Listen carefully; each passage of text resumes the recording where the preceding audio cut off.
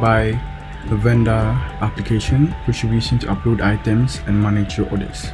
To log in, you choose your shop. For this example, we have a dummy shop we're using, so you choose your shop, enter the ID, then you log in.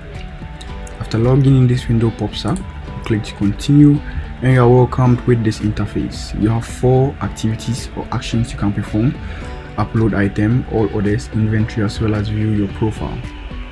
To upload an item, you need to select 3 different images, choose the category you want to upload the item to, input the name, the price, and the description, which must be a minimum of 250 characters, and then you click on upload to upload the product.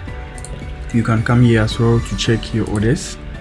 You can see today's orders, and based on the different orders, you'll be able to call the customer to confirm that you have received the order. You'll be able to filter based on the day as well.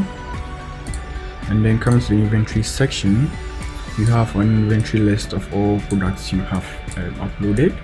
You'll be able to delete the item as well as edit the details in case you wish to do so. You come to the profile section, you'll be able to see the different profile, the profile that you have, your subscription, the number of uploads you have left, and the day your subscription is expiring.